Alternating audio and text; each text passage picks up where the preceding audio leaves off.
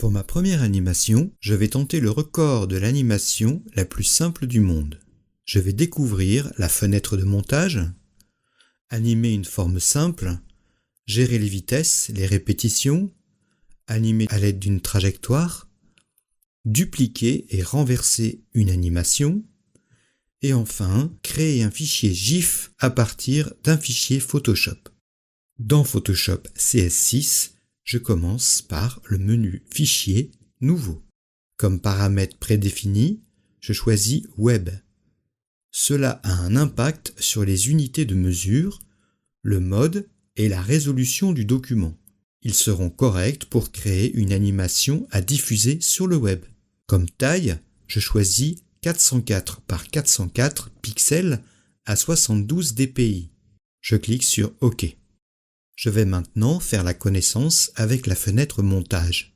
Pour travailler confortablement en animation, je vais changer d'espace de travail. Menu Fenêtre, Espace de travail, Mouvement.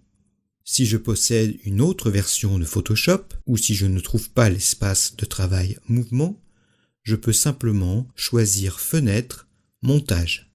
En bas de mon écran, je vois apparaître la fenêtre Montage. Cette fenêtre me servira à créer mon animation. Au centre de cette fenêtre apparaît un bouton, à la droite duquel se trouve un menu figuré par une flèche vers le bas. Si je clique sur cette flèche, je vois que je peux choisir entre créer un montage vidéo ou créer une animation d'image. Je choisis pour l'instant cette dernière possibilité. Puis je clique sur le bouton créer une animation d'image. Une première image vide pour mon animation apparaît à gauche de ma fenêtre montage. En cas d'erreur, je peux passer du mode vidéo au mode montage d'animation. J'utilise pour cela le bouton se trouvant en bas à gauche de ma fenêtre de montage. Pour créer ma première image d'animation, je vais utiliser un calque de forme. Dans mes outils vectoriels, je choisis l'outil ellipse. Dans ma barre de contrôle, je choisis forme dans le menu tout à gauche.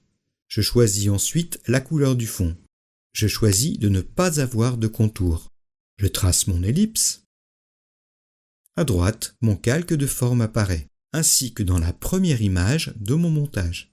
Pour créer ma deuxième image d'animation, je clique sur le bouton Duplication des images sélectionnées. Une deuxième image apparaît, semblable à la première. Avec l'outil Déplacement, je fais bouger mon ellipse. Dans la fenêtre Montage, j'observe que l'image 2 est désormais différente de l'image 1. Ça y est, j'ai encore réalisé un nouveau chef-d'œuvre. Pour le visualiser, je clique sur la touche triangulaire Play. Il faut bien surveiller, Pendant 5 secondes, il ne se passe rien, c'est le suspense. Et puis tout à coup, événement. L'ellipse se retrouve dans un coin. Et puis c'est la fin. C'est beau. Mais je vais le rendre un peu plus grand public. Pour cela, je vais gérer les vitesses et les répétitions. Tout d'abord, j'ai peur que l'on s'ennuie au début, alors je vais changer les durées de mes deux images. Je sélectionne les deux images à la fois en cliquant dessus avec la touche Shift enfoncée. Le choix de durée se trouve en dessous de chaque image. Je choisis 0,1 seconde. Quand j'appuie sur Play, c'est plus vite fini. Je vais maintenant demander à Photoshop de créer une animation en boucle. Dans le menu situé au bas de ma fenêtre montage, à la place de une fois, je choisis toujours. Quand je teste à nouveau mon animation, elle se répète indéfiniment. Pour l'arrêter, je clique sur le bouton Stop en forme de carré. Je vais maintenant rendre mon animation moins clignotante en créant des intermédiaires. Mais c'est Photoshop qui va les créer pour moi. Pour cela, je vais animer à l'aide de trajectoires. Je vérifie que mon image 2 est celle qui est sélectionnée et j'appuie sur le bouton Trajectoire.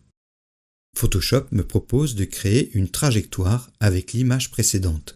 Il me propose de rajouter 5 images, pourquoi pas. J'observe au bas de ma fenêtre que je peux créer des trajectoires qui font varier la position, l'opacité et les effets des calques. Très intéressant.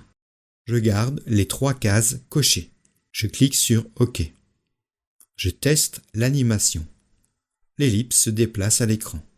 Pour avoir une animation plus rapide, je sélectionne toutes les images, à l'exception de la première et la dernière.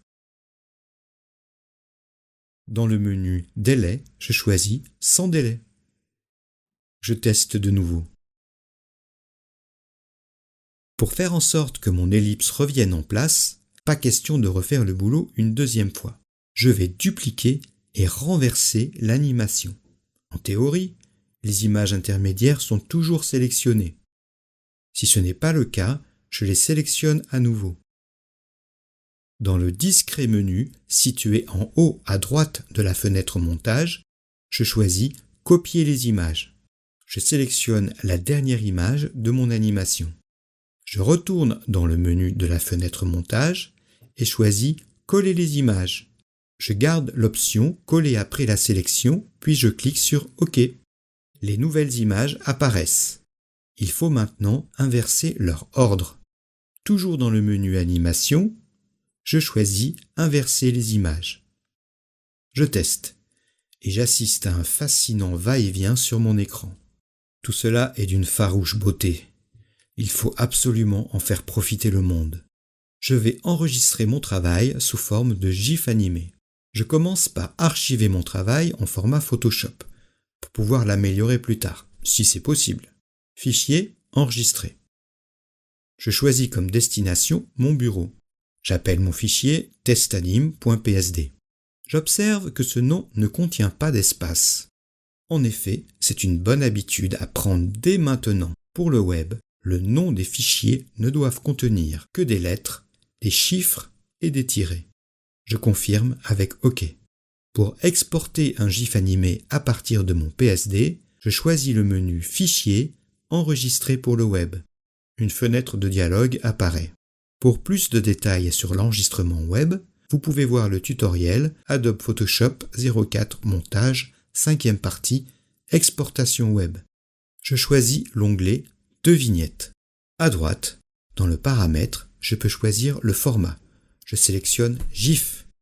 L'animation étant simplissime, je vais garder les choix de tramage et de couleur par défaut. Dans la partie inférieure, je peux tester mon animation. Celle-ci apparaît ralentie. Cela est dû au fait que Photoshop optimise à la volée l'animation, à chaque image. Je peux aussi prévisualiser l'animation sans ralentissement directement dans un navigateur web. J'observe un bouton en bas à gauche qui représente la Terre avec un gros point d'interrogation rouge. Cela signifie que Photoshop ne sait pas encore quel navigateur choisir. Il faudra peut-être l'aider à trouver le navigateur, par exemple Safari, Chrome ou Firefox.